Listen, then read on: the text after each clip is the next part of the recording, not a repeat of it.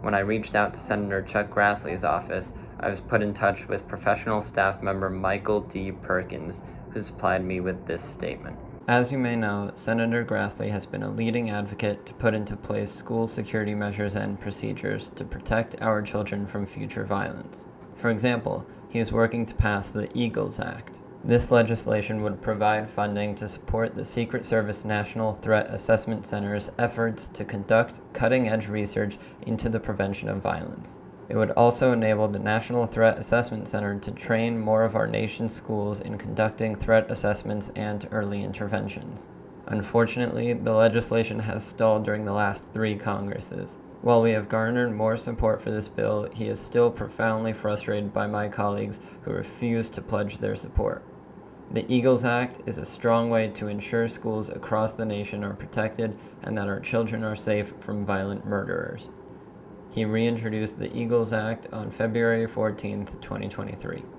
In response to tragedies involving firearms, there are often calls to ban all guns, to ban the specific type of weapon that was used in the most recent shooting, or to ban so-called assault weapons. Such bans would be unconstitutional or ineffective. In 2008, the Supreme Court recognized in District of Columbia v. Heller that the Second Amendment of the Constitution protects an individual's right to keep and bear arms for lawful purposes such as self-defense and recreation, so an outright ban on guns is clearly unconstitutional. And in the more recent New York State Rifle and Pistol Association, Inc. v. Bruin, the court held that the Second and 14th Amendment protect an individual's right to carry a handgun for self-defense outside the home.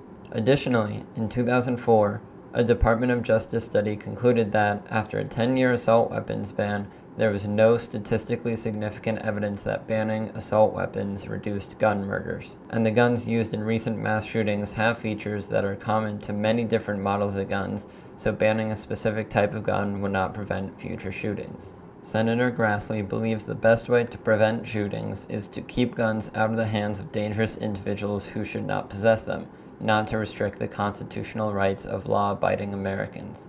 Research shows that the failure to incapacitate repeat criminal offenders is the biggest factor in the gun violence problem in our nation. Rafael Mangual, the Nick O'Neill Fellow and head of research for the Policing and Public Safety Initiative from the Manhattan Institute, illustrated this point during a Senate Judiciary Committee hearing on March 15, 2023.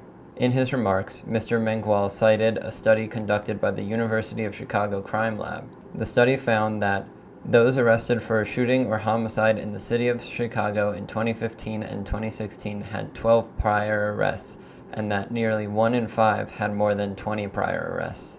Moreover, Washington, D.C. Metro Police Chief Robert Conti has observed a similar pattern in his jurisdiction. While speaking to the press on March 6, 2023, Chief Conti said that the average homicide suspect has been arrested 11 times prior to them committing a homicide. The senator wants you to know that he will continue to foster discussions on preventative measures we can take to prevent criminals from harming innocent civilians. One of the ways to do that is to evaluate and improve upon our current background check system, the National Instant Criminal Background Check System.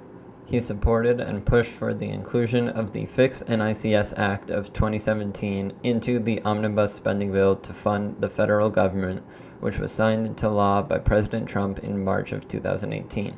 The Fix NICS Act of 2017 penalizes federal agencies who fail to comply with current law requiring them to properly report dangerous individuals and violent criminals to NICS, in addition to providing incentives to states to improve their overall criminal history reporting. Senator Grassley has been attempting to address the issues with NICS for some time now.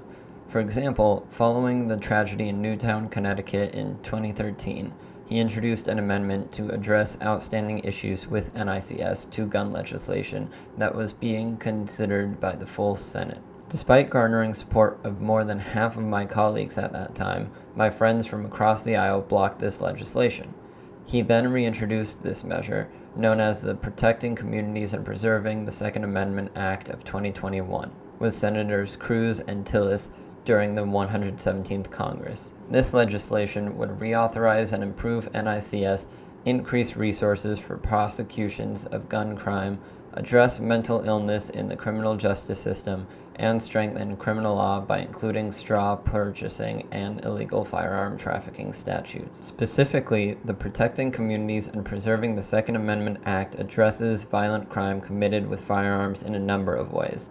First, it would fix problems with NICS with a focus on improving the availability of records to the NICS database, including mental health records from federal and state courts that are currently not reported to the NICS system. These records include those of individuals who lack the mental capacity to stand trial or were found not guilty by reason of mental defect. Further, this bill would ensure that states provide records to the NICS system by penalizing those who fail to provide records. The Nonpartisan Government Accountability Office recognizes that this failure is a problem with the current NICS system.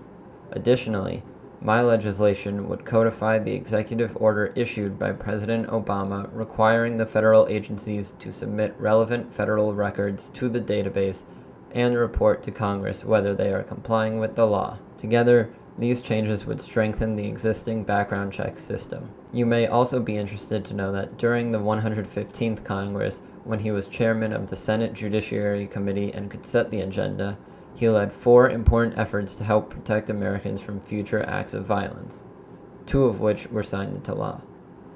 The first was the Students, Teachers, and Officers Preventing School Violence Act, which provides funding to schools to strengthen their infrastructure, which will make it harder for shooters to enter schools. The second was the School Safety and Mental Health Services Act. Senator Grassley, along with 13 other senators, introduced this bill, which would allow 100,000 public schools the opportunity to improve their safety measures by using federal dollars for school counselors, alarm systems, security cameras, and crisis intervention training.